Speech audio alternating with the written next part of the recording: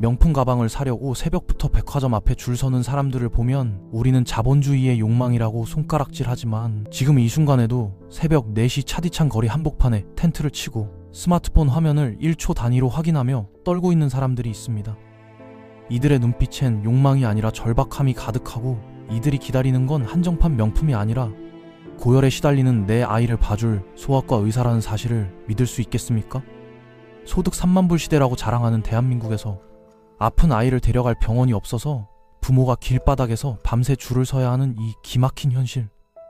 단순한 의료 대란이 아니라 돈의 논리가 완전히 망가뜨린 시스템의 참극입니다. 이것이 바로 2026년 대한민국의 가장 서늘한 민낯이며 우리가 외면해왔던 필수 의료 붕괴의 실체죠. 오늘은 도대체 언제부터 병원 가는 일이 콘서트 예매보다 더 어려워졌는지, 그리고 왜 아이들 숫자는 줄어드는데 소아과 대기줄은 끝도 없이 길어지는지 그 이야기를 해보겠습니다.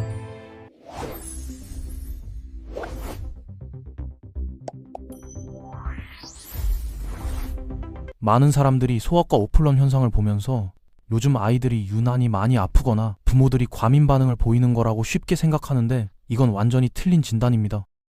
실제로는 계산기를 두드려본 결과가 만들어낸 인재이자 이미 예견된 참사라는 걸 알아야 하는데, 시장의 고객은 줄었는데 줄이 더 길어진다는 건 공급이 수요보다 훨씬 빠른 속도로 사라지고 있다는 명백한 증거거든요.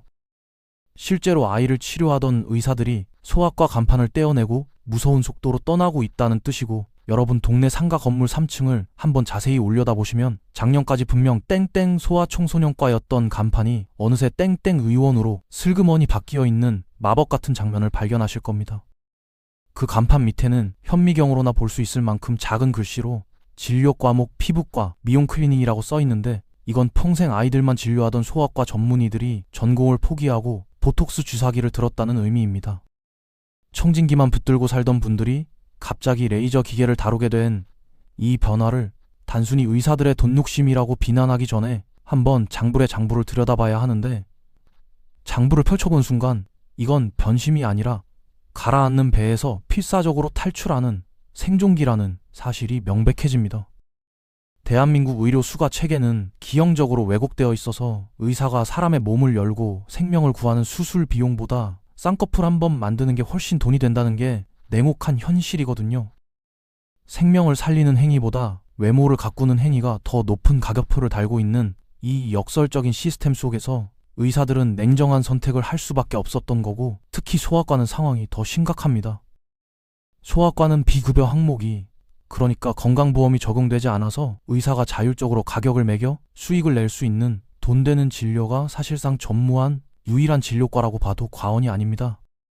순전히 진찰료 하나만으로 병원을 운영해야 하는 구조다 보니 아이 한 명 진료하고 건강보험공단과 환자로부터 받는 돈을 전부 합쳐봐야 겨우 40 남짓인데, 이건 우리가 점심시간에 마시는 커피 2잔 값에도 못 미치는 돈으로 전문의의 전문성을 사는 셈이거든요.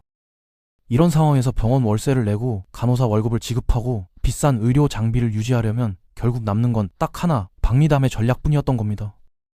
과거에는 아이들 숫자가 많았기 때문에 한 명당 3분씩 하루에 100명을 진료하면서 어떻게든 버틸 수 있었고, 소위 3분 컵라면 진료라며 온갖 욕을 먹으면서도 병원 문을 열 수 있었던 건 그나마 환자 수가 받쳐줬기 때문입니다. 의사들도 양심의 가책을 느끼면서도 이게 유일한 생존 방법이라는 걸 알고 있었던 거고, 실제로 많은 소아과 의사들이 아이들에게 더 시간을 써주고 싶지만 현실이 허락하지 않는다고 고백하곤 했죠. 여기서 결정적인 폭탄이 터졌으니 바로 세계 최악 수준의 저출산 쇼크가 몰아치면서 환자가 절반도 아니고 3분의 1 수준으로 증발해버린 상황에서 박리담회로 생존해야 하는데, 정작 담회가 불가능해지니 수익 구조가 완전히 무너지는 건 당연한 수순이었습니다. 이건 경영 능력의 문제가 아니라 시스템 자체가 목을 조여오는 상황인 것이고, 더 심각한 건 성인 환자는 어디가 아프다고 말도 하고 진료받을 때 협조라도 하지만 아이들은 병원 문만 열고 들어가도 울음보가 터지기 때문에 진료 난이도가 성인의 몇 배는 된다는 점입니다. 게다가 아이들은 증상을 제대로 표현하지 못하니 의사가 훨씬 더 세심하게 관찰하고 진단해야 하고, 작은 몸에 주사를 놓거나 약을 먹이는 것도 고도의 기술과 인내심을 요구하는 일이거든요. 울어대는 아이를 달래가며 청진기를 대고 주사를 놓는 건 엄청난 육체적, 정신적 에너지를 쏟아부어야 하는 일인데, 그에 대한 보상은 최저 시급에도 한참 못 미치는 말도 안 되는 가성비의 역설을 마주하고 있는 셈입니다. 여기에 소아과 의사들을 완전히 멘붕으로 몰아넣어 결국 백의를 벗게 만드는 또 하나의 공포가 존재하는데 바로 맘카페로 상징되는 악성 민원과 소송 리스크입니다. 요즘 소아과 의사들 사이에선 맘카페에 한번 찍히면 그날로 병원 접어야 한다는 말이 무서운 괴담처럼 떠돌고 있는데, 아이가 주사 맞고 살짝 멍만 들어도 혹은 약 먹고 토하는 증상만 보여도 인터넷엔 순식간에 돌팔이 의사란 글이 올라오고 병원 전화는 마비될 정도로 항의 전화가 쏟아집니다. 실제로 어떤 소아과는 아이가 예방접종 후 열이 나자 맘카페에 악성 글이 올라와서 하루 만에 200통이 넘는 항의 전화를 받고 결국 폐업을 결심했다는 이야기도 있고, 또 다른 병원은 아이가 감기약을 먹고 설사를 하자 독극물을 먹였다는 글이 퍼져서 경찰 조사까지 받았다는 황당한 사례도 있죠.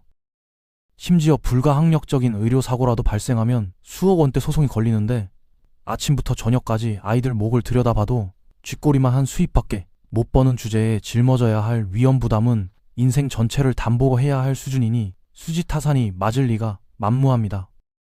결국 젊은 의대생들은 소아과 전공을 기피하고 기존 소아과 의사들은 간판을 갈아치우며 아이를 보는 건 이제 봉사활동이나 다름없다는 자조 섞인 탄식과 함께 떠나고 있는 겁니다.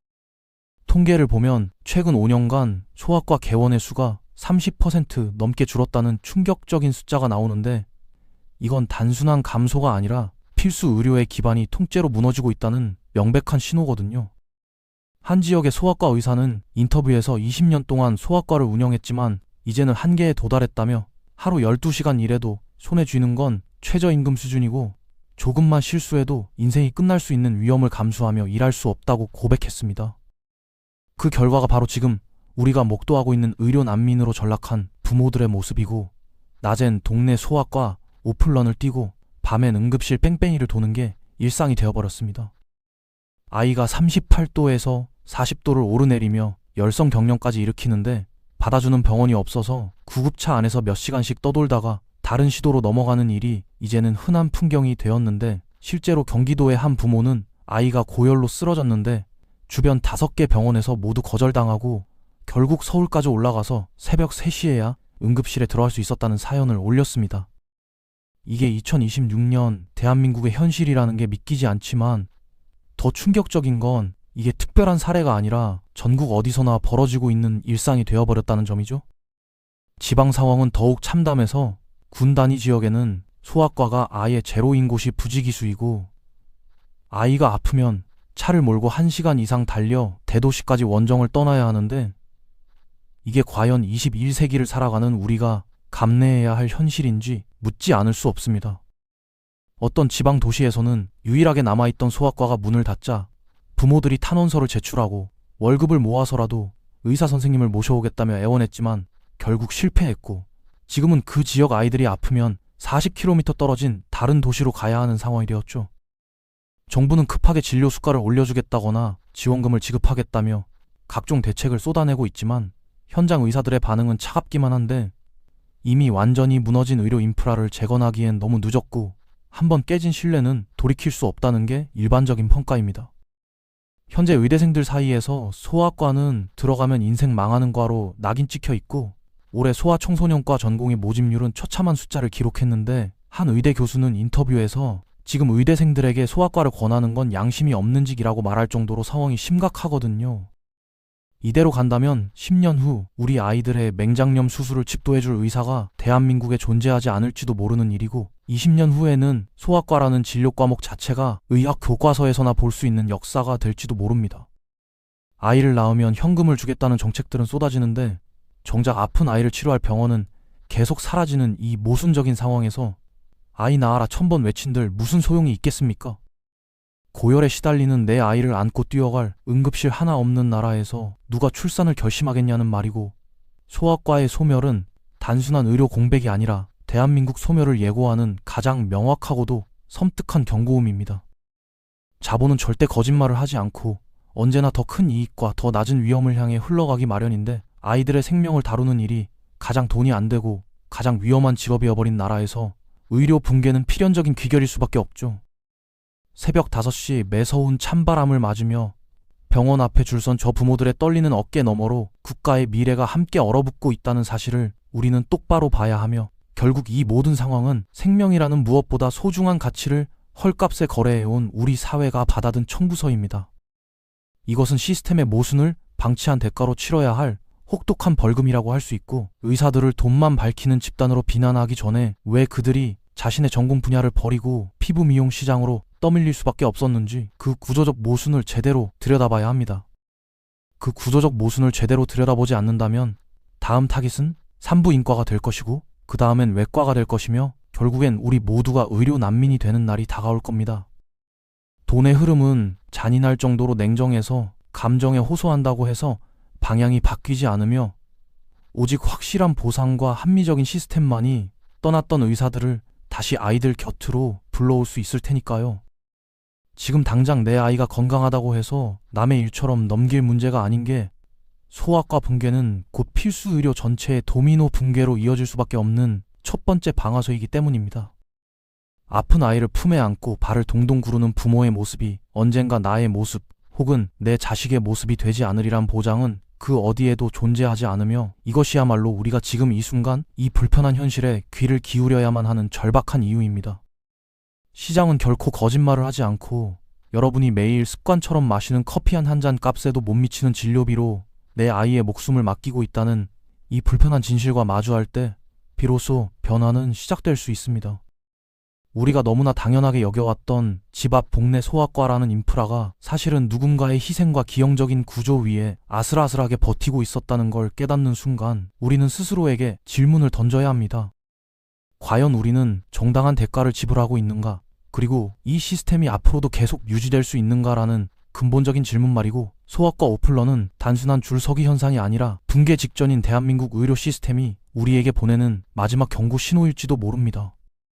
지금도 전국 곳곳의 수많은 소아과 원장님들이 폐업 신고서를 손에 쥐고 마지막 고민을 하고 있을 이 시간, 우리가 해야 할 일은 막연한 비난이 아니라 냉정한 현실 직시와 구조적 해결책을 요구하는 목소리를 내는 것입니다. 앞으로도 자본의 논리 뒤에 가려진 우리 사회의 아픈 진실을 끝까지 파헤쳐 드리겠습니다. 댓글로 여러분이 직접 경험한 의료 현실을 솔직하게 들려주시길 바라며, 다음 시간에도 더 날카롭고 불편한 돈의 이야기를 들고 찾아오겠습니다.